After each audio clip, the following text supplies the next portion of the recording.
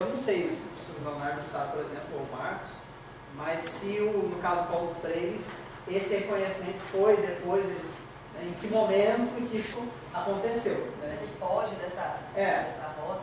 Né? Não, a gente não sabe ao certo, assim, enfim, né? A gente sabe que ele é muito lido, né? Muito reconhecido lá fora, enfim, uma figura muito canônica, né? Se tornou em um certo sentido. Mas acho que eu precisaria levantar, né? Ver se a gente consegue trazer essa resposta para ela, assim, até de repente na própria quarta-feira, né? Então trazer alguma coisa sobre isso.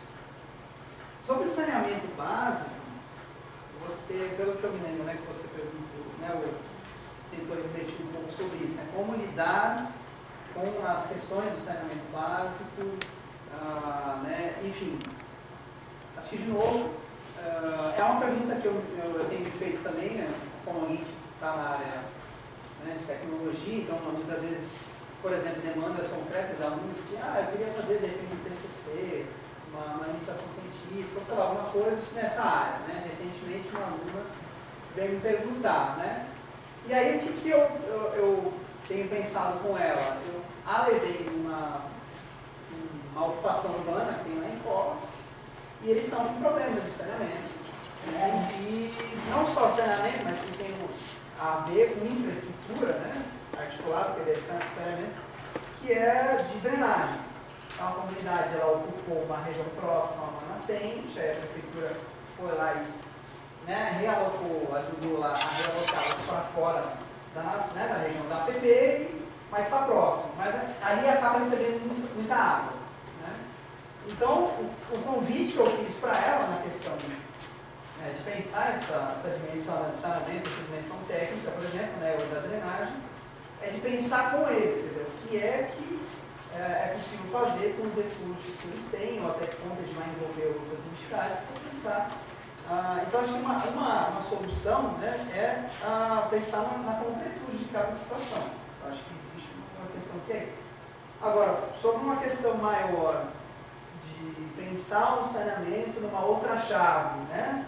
Me parece que é um pouco a sua repetição, né? A repetição, a gente sempre vai fazer daquele mesmo jeito. Então, recentemente a USP, por exemplo, que eu até pesquisei para esse aluno com ela, eles fizeram um seminário lá e chamaram alguns especialistas em saneamento urbano e tudo mais, e lá se falava em soluções que se inspiram na natureza, né? Então, você deve estar acompanhando essa discussão.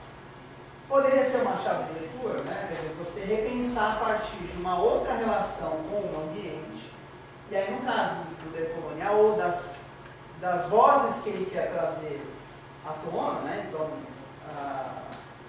na aula 6 a gente vai ficar claro como é que os ambientalistas, os servos correntes pensam a relação com a natureza, e quanto isso pode ser uma chave de leitura para pensar. Então, a partir daí eu consigo elaborar uma outra proposta de saneamento. Ou, se eu pensar o que é, ainda nesse campo macro, o desenvolvimento, o antidesenvolvimento, ou outras matrizes que vão questionar essa ideia de insustentabilidade. Né? Enfim. Então, a forma que eu respondi é essa. Eu acho que o decolonial pode ajudar nessa direção, acessando, ou dando visibilidade para outras formas de pensar no caso do saneamento. Então, um exemplo que eu também costumo dar nas aulas quando eu discuto tecnologia, né, numa outra perspectiva, é pensar, por exemplo, que está nesse artigo também que eu fiz com o André, de olhar para os exemplos que nós temos, populares ou mesmo históricos, quando houver. Então, por exemplo, está se aprendendo muito no Peru ou nos países andinos a questão dos sistemas sísmicos feitos com adobe. Quer dizer, há milênios fazia fundações com adobe, né? Aquele sistema libreiro, que eram adobes encaixados com folgas que funcionavam como molas. Então, assim, acho que há muitos saberes que foram desprezados e que a gente precisa retomar, né? E assim como contemporaneamente saberes que às vezes estão nas comunidades, alguns deles é possível que se identifiquem. Né? Então acho que tem um pouco também essa mudança do nosso lugar. Né? O nosso lugar epistemológico, não é nosso outro falar, mas o lugar epistemológico. A gente se colocando em outro lugar, a gente se permite ter vozes, acessar vozes ou conhecimentos que estavam silenciados. Então, me parece um pouco por aí que eu penso no seu caso. Permacultura, né, só para fechar, ou bioarquitetura, a gente, né, eu e o professor Chaves, a gente teve algumas experiências com construção com terra crua, lá em ocupações urbanas, né? A gente está tentando ver se alavanca alguma coisa nisso. Porque assim, hoje a bioarquitetura ela é aquela coisa de agrovilas e, né, economia, né, ecovilas, ecovilas, enfim. E por que não isso não poderia ser pensado em outros contextos? É um ensaio que a gente fez ali. Né? Vamos lá, na ordem aqui. Só responder Fala. sobre o Paulo Freire. Paulo Freire, como Milton Santos, como vários outros, publicaram em outras línguas que eles fugiram exilados do país para outros países. Então, o Pedagogia do Oprimido, ele só é publicado em português depois, porque ele foi pedido de ser publicado no Brasil pela ditadura militar. A gente não pode esquecer isso. Todos esses autores, eles publicam fora, porque eles estão fora, exilados do seu país, que é o Brasil. Quer dizer, então, eles não escrevem porque precisa botar no lápis ou produtivismo ou qualquer coisa desse gênero. Não, eles estavam fora, exilados, e tinham a vontade de escrever em português, mas não podiam publicar no Brasil.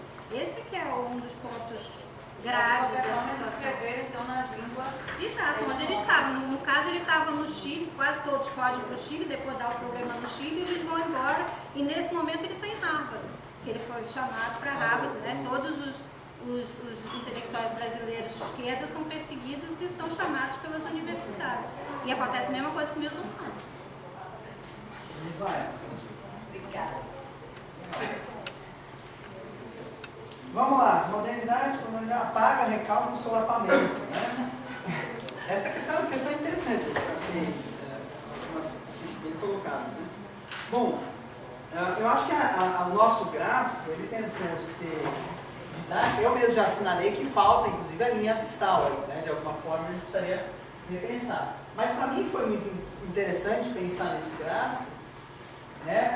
Como, principalmente nesse momento inicial de apropriação do próprio decolonial, ou o funcionamento da geopolítica do conhecimento moderno e colonial, essas dualidades, ou essa perspectiva evolucionista. Claro que, como todo esquema, ele acaba tendo seus limites, né?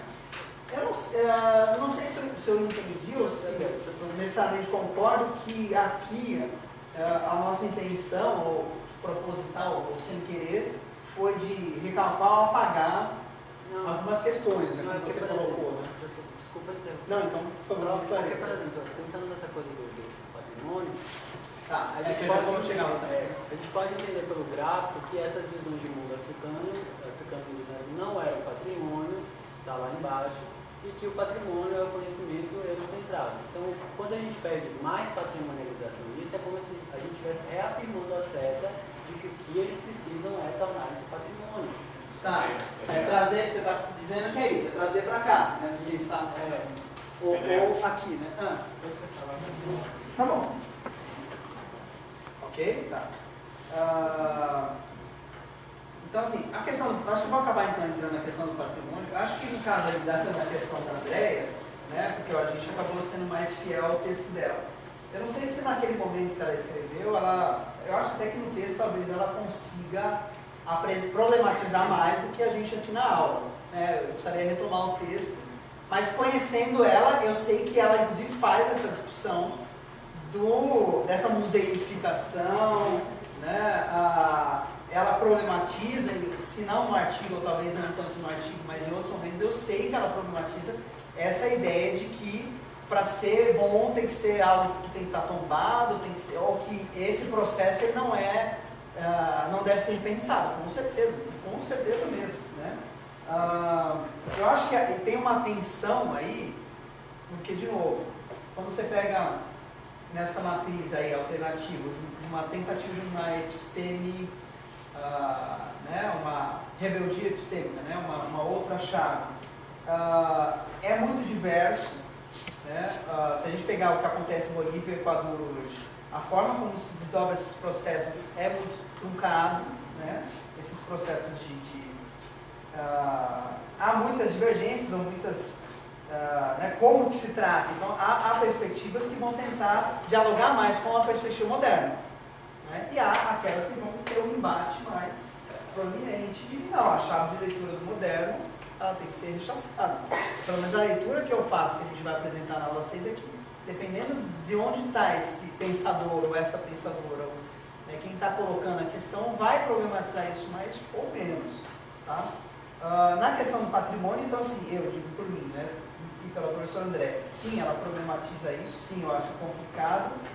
O próprio fã, né, os próprios órgãos de patrimônio e preservação têm as suas colonialidades, então, sim, quando há um problema, sim, neste enquadramento, mas aí, antes de eu concluir para passar essa palestra para o Leonardo, a experiência que a gente teve, por exemplo, com terreiros. Eu e o professor Thiago tivemos um projeto lá de assessoria técnica, temos um projeto de assessoria técnica, o terreiro nos chamou, ajuda a gente, o Corpo de Bombeiros bateu aqui e falou, nós vamos fechar, né, enfim, todo aquele terrorismo, porque vocês não têm, né, vocês atendem o público, vocês não atendem a regra nenhuma. E provavelmente foi denúncia de vizinho, enfim, né, naquela perseguição que se tem, né, que é inclusive racista, contra os terreiros. Aí vamos trabalhar, então, como é que a gente faz? É possível, né? E é lógico que o enquadramento, primeiro, não tem lá no enquadramento do Corpo de Bombeiros da cidade de Foz do Iguaçu a categoria terreiro. Onde é que eu enquadro? E o terreiro, e mesmo que tivesse, esse enquadramento não necessariamente ele corresponde à realidade. Então, o terreiro ele é ao mesmo tempo casa, ele é ao mesmo tempo um local religioso, ele tem uma relação com os animais, com o entorno, enfim, que é difícil enquadrar em qualquer categoria, como outro templo religioso, não é uma moradia, então que abonaria eles de terem que fazer um projeto de Corpo de Bombeiros. Então tem toda uma dificuldade de enquadramento que você tem que ficar ali tentando dialogar. A gente acha que conseguiu ter uma resposta lá, que eles vão encaminhar. Não sabemos, o bombeiro ainda não analisou. Então, e pode ser que não dê certo. Mas para nós já serviu para quê? Que é o que a gente quer apresentar, inclusive, na semana que vem no como é que você lida com como é que se dá assessoria técnica nesse sentido?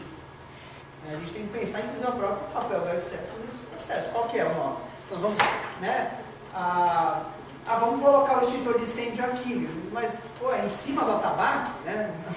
Não dá, né? Enfim, você tem todo um diálogo ali que muitas vezes não tem consideração mesmo. Né? E nos órgãos de patrimônio, eu imagino não, tenho certeza que é complicado sim. Então, é complicado esse enquadramento. Entretanto, em parte, é reivindicação dos próprios. Então, também, e aí? Né? Como é que a gente faz? Porque a gente está aqui falando por eles, ou achando que vai. Mas eles também, muitas vezes, buscam esse reconhecimento. Não só com o patrimônio nesse sentido, mas com em outros órgãos. Né? Reconhecimento da propriedade, reconhecimento dos direitos, etc. Fala aí. Não, bem, eu e o Luciano estavam falando aqui do Paulo Freire, né? Que bom que a Paola levantou a mão para lembrar desse, mas acho que isso é um sintoma, né? Então a gente precisa torcer, se a gente entra na chave universalizante, a gente precisa torcer para o governo Bolsonaro implantar uma ditadura mesmo, para que a gente seja exilado, seja obrigado a escrever e interagir em outra língua para que ganhe um outro patamar. Eu estou sendo irônico de propósito, né? A história do Paulo Freire, por passar por uma ditadura, fez com que ele fosse obrigado a ir para outra chave, e é por isso que ele é reconhecido. Então, estamos falando de novo de um centro periférico. Precisou ir ainda que obrigado, ele precisou ir para o centro, como foram Escobar e Miolo, para que tivessem projeção, e a gente só está falando de sintomas, né? Ele já era, por isso que ele foi exilado. Sim, claro que ele... Claro que não era desimportante, Paola, mas ele ganha a importância de ser o terceiro mais lido. Aí a pergunta é se a gente quer ser o terceiro mais lido ou não, mas é um sintoma, né? Ele é o fato dele ampliar suas redes de relações em escala mundial por conta de um exílio, faz ele sair de uma abordagem crítica, digamos, na falta de outra palavra, regional, para conseguir, acho que mais depois da morte, mas também por conta dessa trajetória e do brilhantismo em si, isso, né? Então, nós temos a solução, né? Não confundamos sintoma com solução. E eu quero falar sobre o patrimônio por causa disso. Nós estamos desenhando sintomas, né? O centro e a periferia está dado, e são histórias muito complexas que fazem alguém conseguir furar a relação do centro e periferia. Em relação ao patrimônio, de novo, eu entendi as perguntas do Dilton perfeitamente, Ainda tem outras que eu ainda mas não confundamos sintoma com solução. A André está falando de um sintoma, porque existe a colonialidade do poder, de fato, né? Inexoravelmente há uma sobrevalorização da arquitetura branca. Essa sobrevalorização se aparece como sintoma sintoma desta sobrevalorização. Um dos sintomas desta sobrevalorização é a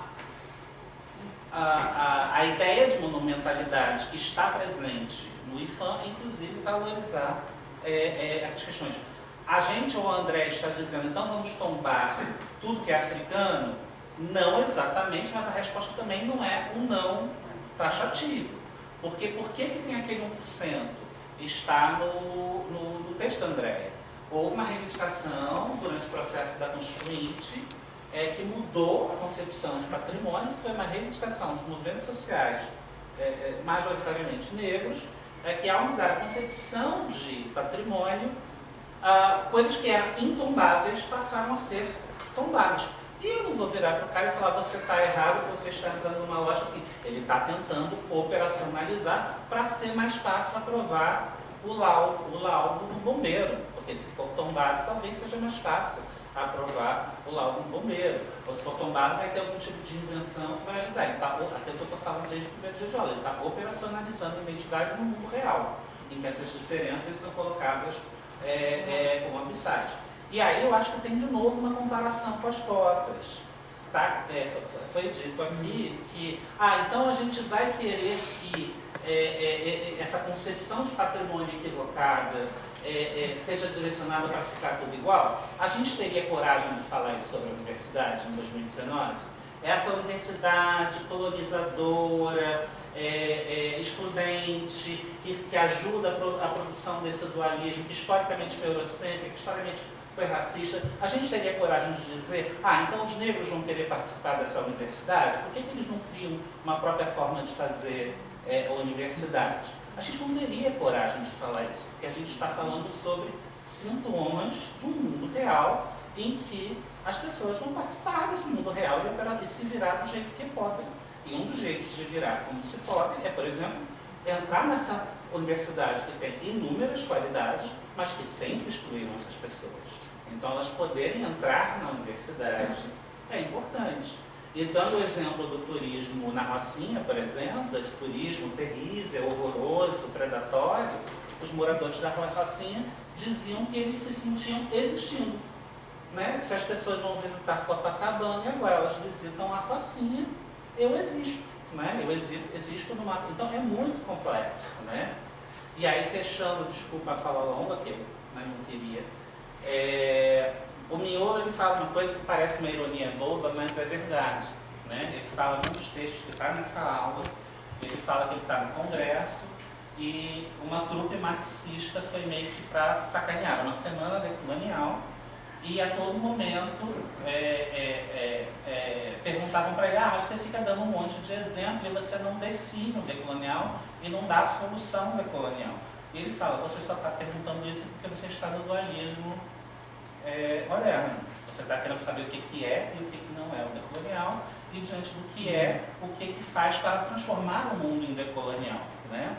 Nós não estamos fazendo isso e nós não temos soluções algumas, mas a gente está apontando aqui desde o primeiro dia de aula, e acho que com algum sucesso, que essas diferenças abissais existem e que essas diferenças abissais produzem não existência.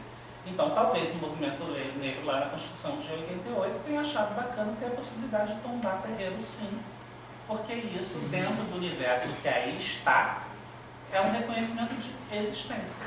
Né? Isso não impede que a gente continue trabalhando para criar outras categorias de patrimônio que não sejam essa. Mas dizer que a gente não pode pensar nisso porque essa categoria é errada, e falando por eles ainda por cima, né, dando de novo o exemplo da universidade, então eles não têm que querer entrar nessa universidade do mundo. é claro que eles têm que entrar nessa universidade, né? Então é claro que talvez essas coisas são necessárias, são operacionalizações necessárias, né? Infelizmente. Pelourinho, bom, claro, eu não estou acompanhando, né? Só até agradeço aí a fazer os apontamentos de outras camadas que tem ali, né? Então, acolho aí a sua preocupação, né? Mas me parece que no caso, quando a gente colocou, estávamos pensando em Pelourinho como um exemplo em Salvador, como outros espaços que tem essa camada que traz, né, uma das camadas possíveis de representação e leitura dessa chave do poder, da colonialidade territorial. O que não, né, que é o que você quis apresentar, que isso não é a única narrativa, essa não é a única, ou não necessariamente a preponderante agora, neste momento histórico, enfim, mas que sim, que a gente não pode silenciar, né? Acho que é importante sim. E na escala essa camada, né, da e na escala do empreendimento, Pelourinho, um espaço de açoitamento, sofrimento e tortura, no discurso do patrimônio, e aí, né, dando razão à reclamação que foi feita, né, apaga que isso era um espaço de açoitamento, tortura e vira um espaço de festa. A resistência negra está lá, mas no discurso hegemônico há o apagamento. Eu queria complementar só uma questão que eu achei que o Léo ia comentar, mas eu comento, só para construir essa questão junto, é que eu entendo a tua preocupação, mas eu vejo como absolutamente diferente uma máscara indígena sendo colocada no museu como mais um produto de museu mesmo, né? E um terreiro de candomblé sendo tombado para impedir que ele seja patrolado por um... Então, existem mecanismos de proteção dessas peças. Essa foi horrível, né?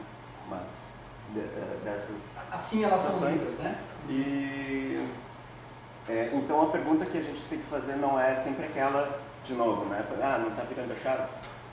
Não. Por que o IFAM não tem categorias para contemplar essas outras formas de tombamento que não querem ser uma coisa estática, que não querem ser, mas que precisam existir, né? Eu acho que tem um processo de transformação. Isso eu acho que é importante a gente ver também. Ainda tem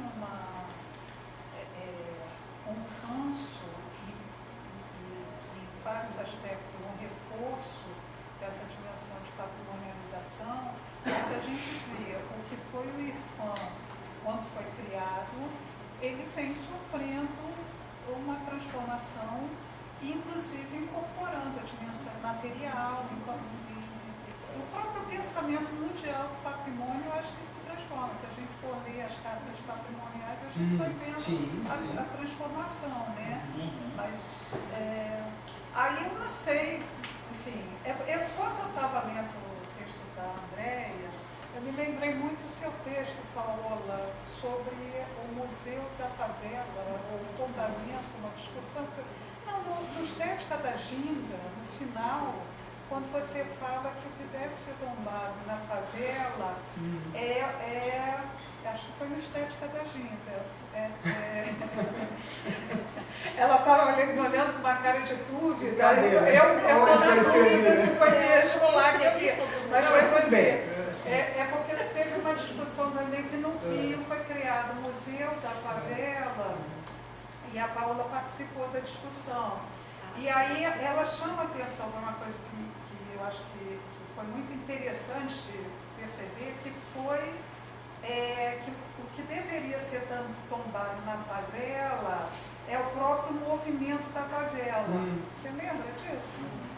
E eu lembrei também do Carlos Nelson Ferreira dos Santos, que ele na década de 80, ele escreve um texto sobre o patrimônio, que ele fala alguma coisa, o título é alguma coisa, agora não vou lembrar não, mas é tombar, não é deixar cair, enfim. Tombar, preservar, não é deixar intocado, e modernizar não é destruir, é uma coisa assim. Mas ele fala, bom, ele faz um jogo, né, no título, que ele chama a atenção o entrave que o patrimônio, essa ideia de congelamento causava, porque as pessoas, as pessoas que moravam em prédios históricos, como Catumbi, no Rio de Janeiro, por exemplo, que é uma área, acho que vai ter decretada área de preservação ambiental, enfim, quando a gente construiu, não lembro direito. Ele chamava a atenção que as pessoas, mesmo quando elas não conseguiam fazer uma preservação estrito sensu, elas preservavam morando no local. Então ele propunha, na discussão dele, ele propunha uma preservação dinâmica viva que dialogasse com as necessidades das pessoas, né? Enfim, não estou falando isso tudo, mas não sei onde eu quero chegar, não. Eu queria Mas isso tudo tem um tempão, né? Oi? Isso tudo Já tem um tempão. Na verdade, para falar um pouco também desse movimento, dessas discussões. Mas eu acho que tem uma coisa que está invisível nos slides da discussão, que passa por esse filtro do patrimônio. Desculpa, só para completar,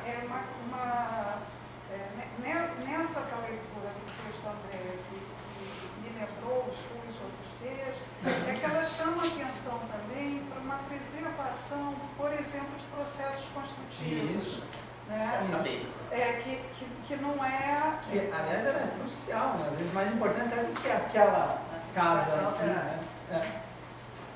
Mas isso que o Nosso fazia lá, o Nosso está detalhando como é que o cara vai fazer, tem um papel importante de salvaguarda. Nas minhas disciplinas de canteiro lá é isso, eu tenho que chamar atenção para eles, assim, eu não quero o resultado, eu quero que vocês entendam como é que se chega a algumas coisas, né? Acho que ou sensibilizar os problemas para este olhar de como fazer. Eu acho que o que está invisível, aí eu vou dar exemplos.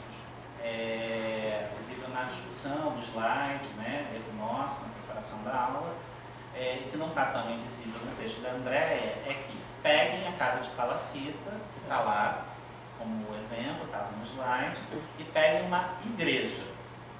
Tá? Não precisa ser uma igreja tombada. Tá?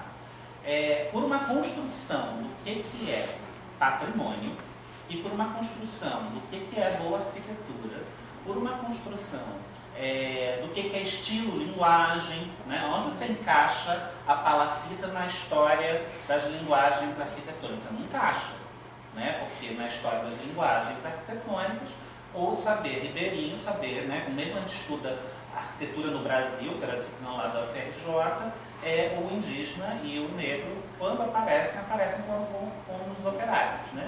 Ou como uma coisa exótica, a oca, né? Então, você tem a palafita, você tem a igreja, e nenhum desses dois foram tombados, mas existe uma construção geohistórica de um patrimônio, de um discurso de patrimônio que, de novo, é um sintoma do que é senso comum, né? A igreja significa algo da civilização, isso passa pela branquitude. A palafita é uma outra coisa, um outro mundo, e aí eu verifico que esse slide é bacana, é um outro mundo que sequer é arquitetura para muitos, né? E muito menos tombado. Há saber construtivo na igreja? É óbvio que há. Há saber construtivo na palafita? É óbvio que há. Mas o patrimônio é um sintoma e não uma solução de que não há reconhecimento de saber construtivo na palafita. Aí o que acontece? Quando eu fui para Belém, tinham acabado de retirar um monte de palafita da beira do rio e construído, na época, acho que já era Minha Casa Minha Vida, e uma arquitetura cheia de saber em relação àquele lugar, em relação à dinâmica do rio, em relação às enchentes, em relação aos processos naturais, ao trabalho das pessoas, né, ao pescar, etc. Foi destruída porque o patrimônio como sintoma fala que a desvalorização do saber, a desvalorização como arquitetura, permite a autorização da destruição. Foi destruído para colocar uma Minha Casa Minha Vida que em um mês estava inundando tudo.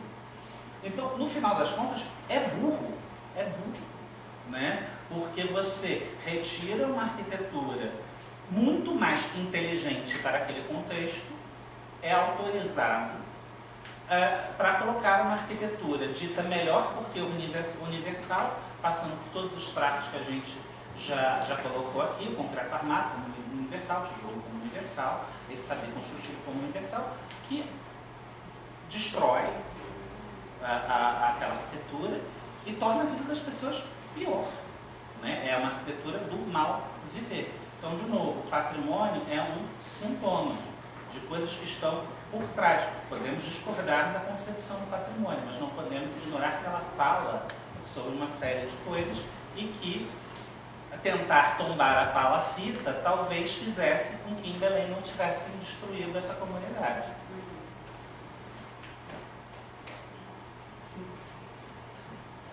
Acho que ficou essa questão do Milton Santos, né? Se eu só vou falar o slide, né?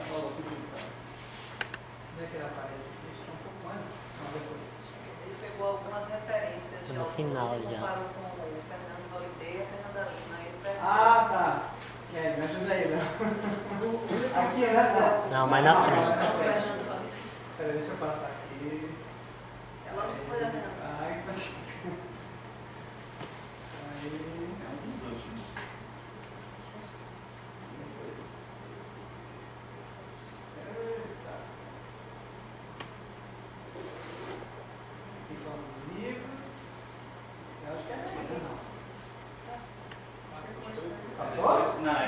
Agora vai discutir colonialidade territorial e vai aparecer a discussão sobre geografia e arquitetura. É depois mesmo. Foi para trás, É pra frente. Pra frente? É. Depois disso? Depois. Sim. Aí.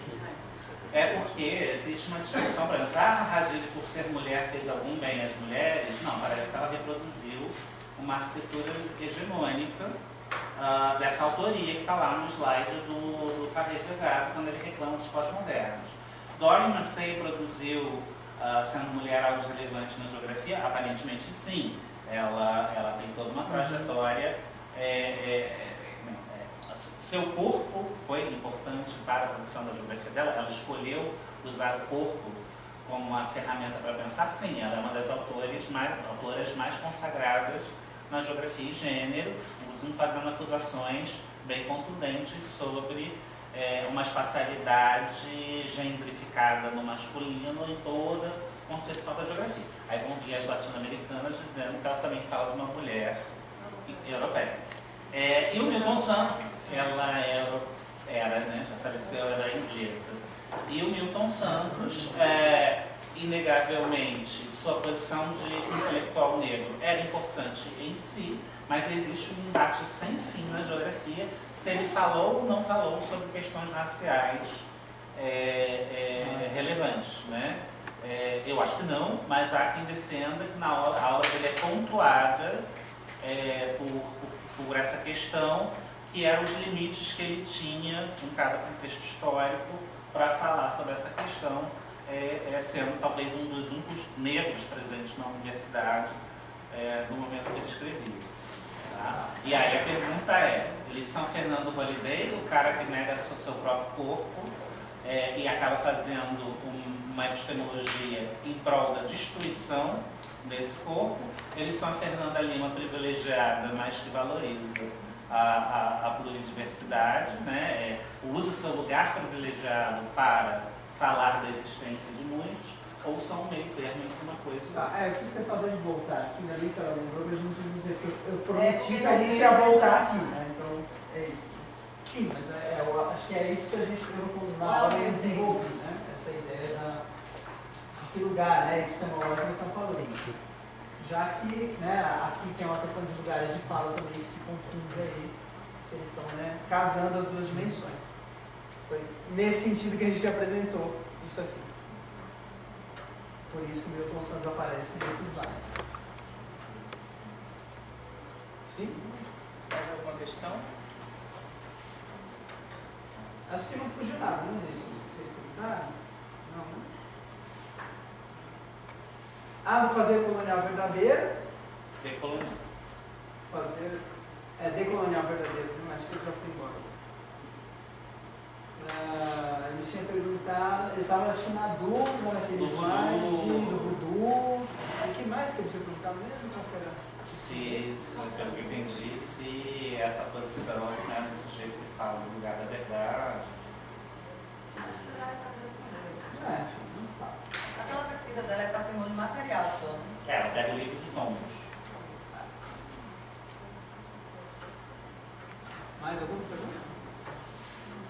Tem uma questão importante. Esse termo antimonumento, como foi usado, seja assim, quando a gente fala hoje de monumentos imateriais, a gente fala isso dentro de um contexto de monumentos. Então, como que a gente usa isso hoje?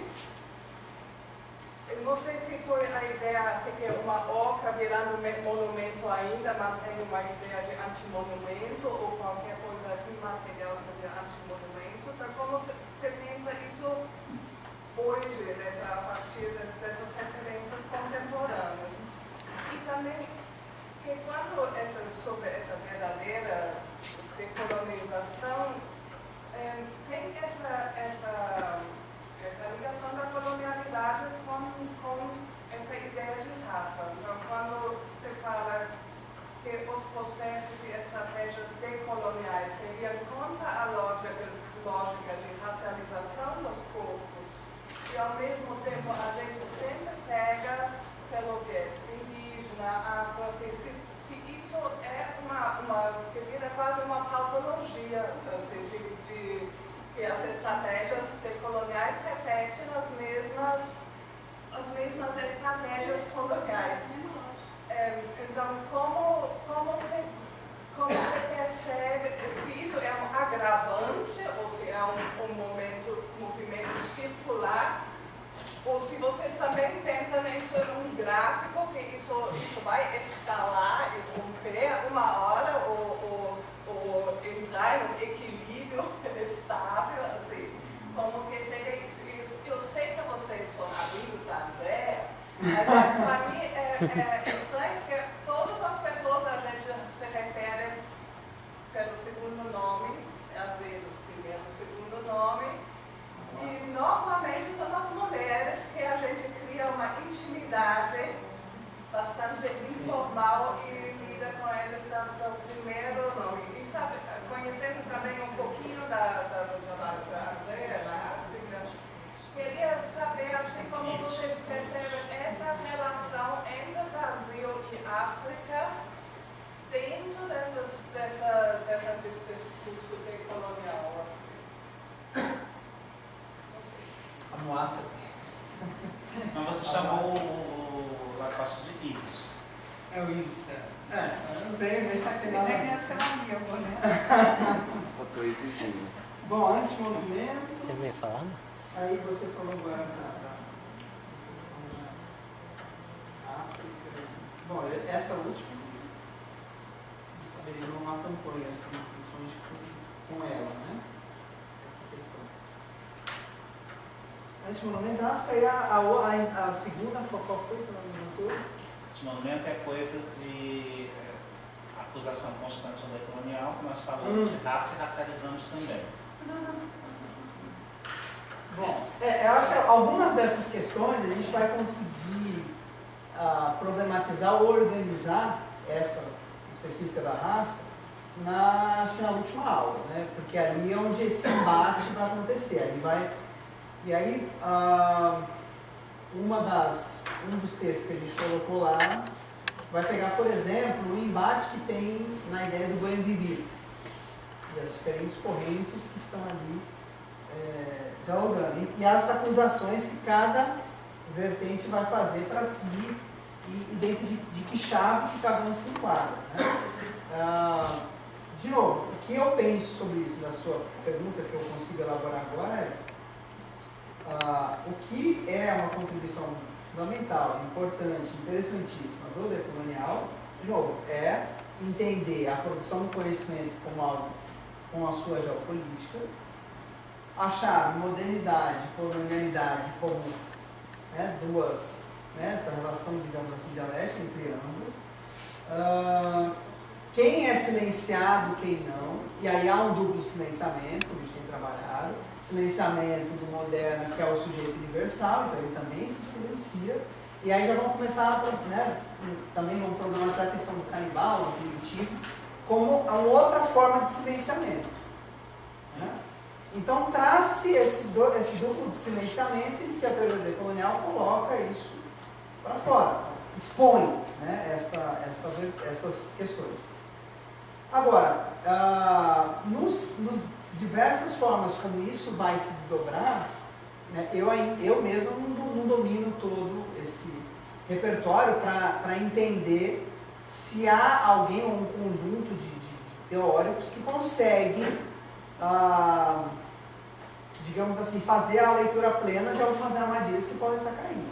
Eu particularmente não sei, se o Leonardo conhece, pode acrescentar no mesmo ponto. Eu nem né? para nada, assim, eu acho que aqui, isso acontece sempre, tá? É a chave do dualismo, repito, né? A gente está propagando uma pluriversidade, não trocar a chave.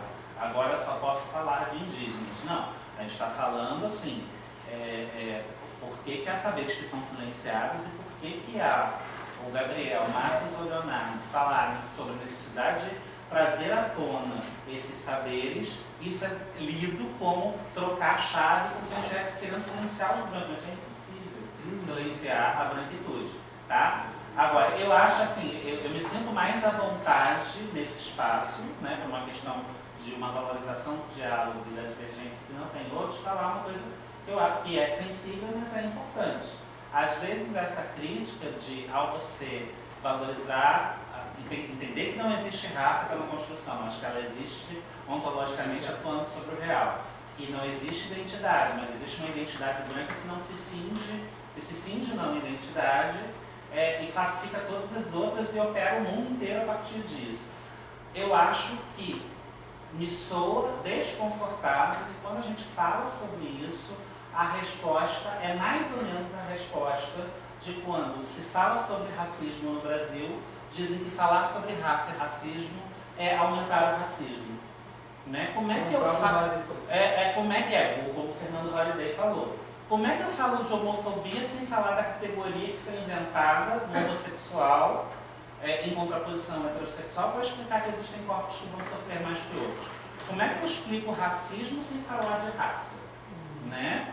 E como é que eu falo que tem um conhecimento que foi historicamente silenciado porque foi racializado e imediatamente inferiorizado, sem dizer que ele precisa ser revalorizado nessa matriz que foi dita então matriz indígena, matriz africana. Então eu acho que tem um dado que é do racismo latino-americano, particularmente o racismo brasileiro, e toda discussão sobre raça e racismo é acusada de ser ela a invenção do racismo. Eu não consigo identificar. Eu não consigo identificar. E eu estou falando isso porque me sinto muito mais à vontade nesse espaço do que outros. Eu sei que as pessoas vão pensar, discordar ou concordar, mas sem entrar no dualismo da ofensa, né? Porque não foi uma intenção ser ofensiva. Mas na política de cotas isso aparecia. Se a gente começar a fazer política de cotas, a gente está tratando a universidade como um espaço de segregação, quando é justamente o contrário. André, não foi uma acusação nesse sentido, foi mais para eu acho que você falou a palavra pluriversidade, você até respondeu super bem, que quando você pensa nessas estratégias e mecanismos da representação, qual imagem onde você quer chegar, assim, como isso transforma essa parte evolutiva que você está criticando e ao mesmo parte dessa coisa do dualismo que você está também criticando. Como eu acho que naquela questão que o Gilton falou da nossa necessidade como arquitetos de fazer metáforas visuais, a nossa utopia de metáfora visual é um monte de bolinha pairando no ar, todas elas com o mesmo tamanho, se movimentando livremente. Isso é o pluriverso. Sem nenhum limite ao redor, né? Talvez pontilhado, porque foi inventado, mas está operando no real ainda. Talvez pontilhado, não com uma linha, ou talvez uma ameba, né? Mas é da ordem das chave da modernidade, do que é advém na modernidade, ao se falar da necessidade de existência de um, dizer que a necessidade de existência de um é a destruição do outro. O decolonial não fala sobre isso, ele não quer destruir ninguém. Né? Só que nós somos educados para achar que a valorização de uma diferença é a destruição de outra coisa. Porque a humanidade fez isso com a branquitude. Ao valorizar a branquitude, todas as outras entram numa chave da resistência. Eu já falei muito. Né? Mas é isso, acho que só complementando, como eu disse, né, eu não considero que a forma como, pelo menos, me apresentou o decolonial, a questão da discussão, por exemplo, racial, né, não vejo como algo problemático, né, no sentido de cair em armadilhas iguais às que se quer negar. Eu não consigo entender, assim, acho que principalmente quando você pega textos específicos. Vamos pegar lá no Bones, que vai discutir questão de gênero. Ela coloca lá num dos textos que a gente colocou, que a gente apresentou na bibliografia, ela vai discutir, por exemplo, quebrar a binariedade de gênero, por exemplo. E vai colocar em questões fundamentais, quer dizer, uma pessoa que não só transgênero, ela coloca com a outra intersexuais. Então, assim, que são discussões que dá para se dizer que ela está ali né, tentando fazer um discurso discricionário que vai... Não, acho que ela está apresentando lá. Essa realidade existe. Né? Existem pessoas que nascem XYY. Né? E isso faz parte da natureza, né, como a vida funciona no planeta. Né? Então, não acho que com isso ela quando faz, né, ou da forma como faz, né, ela vai afirmar que a gente tem que ficar olhando para essas diferenças, né, não consigo entender nesse sentido, né, de cair nessa armadilha. Sobre o antimonumento, talvez a gente poderia usar os próprios termos que são usados no decolonial, que é o transmonumento. Né? Se fala em transmodernidade, em vez de moderno ou pós-moderno, então, de repente, pensar outras formas de discutir o monumento com outras chaves, inclusive criando outros conceitos. Né? Talvez anti-monumento não seja, ou não dê conta, né, de expor essa dimensão da alteridade, porque aí cai no dualismo. Né? A pluriversalidade dos monumentos, então, para a chave de leitura moderna, que se cristaliza no bem material, que tem a questão como vai ser falado, né, nos textos de arquitetura, o delegado vai falar, né, há uma questão tipológica que predomina e subjuga a dimensão espacial, né, então isso vem porque a imagem do monumento, a imagem do edifício, ela consegue atravessar o Atlântico, né, enfim, né, então eu penso que dá para a gente, sim, é necessário pensar o monumento a partir de outras chaves que não da dualidade, e o anti-monumento talvez caia nessa armadilha. E só para pegar o seu exemplo do XXY, né? É claro que só existe a categoria intersexual porque existe o dualismo, né? Então, o dualismo criou categorias estanques, supostamente opostas entre si, e só existem essas duas, aí você vai lá na realidade e encontra o intersexo, e encontra as pessoas, né? Aí tem toda a teoria que dizer que a gente produz gênero, e vão ter as pessoas que não vão produzir o gênero do seu sexo biológico. Tudo isso está na chave, evidentemente, do dualismo.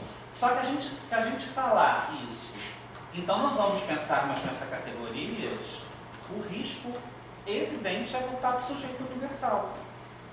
Né? Não importa que é XXY. Né? Eu entendo que, né, numa perspectiva... Mas você tem uma narrativa predominante, né, que diz que importa. Numa perspectiva de entender que isto é uma classificação opressora, inicialmente uma classificação opressora falar não importa o XXY, se é XX, se é X, ABCD, parece libertário. A armadilha é que ao fazer isso você volta epistemologicamente para o sujeito abstrato e não resolve os problemas de existência de quem é XXY, XABCD. A mesma coisa para o negro, a mesma coisa para o indígena. Claro que só existe negro porque existiu a invasão, existiu a importação de escravos que passam a ser assim chamados. Só existe indígena quando existe a invasão. Só que se eu passo a dizer todos somos iguais, todos somos da raça humana, você vai para uma chave de universalismo que finge que essas diferenças não existem. Né? Quer dizer, não existem enquanto opressão. Né? Então, o que se clama via decolonial é dizer que esse sujeito abstrato é a negação da alteridade e é a naturalização da branquitude que criou todas essas categorias. Né? Houve esforços, como Foucault, Benjamin, todos aqueles que estão lá, de tentar escapar disso, de tentar analisar. Foucault tem um trabalho de tentar analisar esse domínio dos corpos, mas ainda operando numa universalidade que é problemática se a gente analisar o que se exclui, né, dessa análise. Eu entendo que eles colocassem, entendo, porque às vezes parece isso, pode ser ignorância completa, porque eu não li tudo decolonial, mas às vezes tem um tom de uma coisa ou outra. E eu acho que o que ela quis colocar é: será que isso é necessário até um determinado momento para depois reinventar uma outra lógica que não precise mais estar nessa mesma? Porque, por exemplo, quando você mostra o mapa ali e bota, porque aqui é o subalterno, eu levo um susto. Peraí, eu não me bota nessa história não. Eu levo um susto sempre. Eu fico, será que isso não é reiterar uma lógica de subalternidade? Foi nesse sentido, não foi? Eu acho que é nesse sentido que eu acho que tem um risco aí de ficar reiterando a própria lógica. E aí que eu falei em substituição e mudar os sinais. Por vezes parece que é isso. Eu entendo que não seja, mas por vezes parece. E a questão do miolo, por exemplo, quando ele fica se debatendo com Foucault, é assim, pra quê? Entendeu?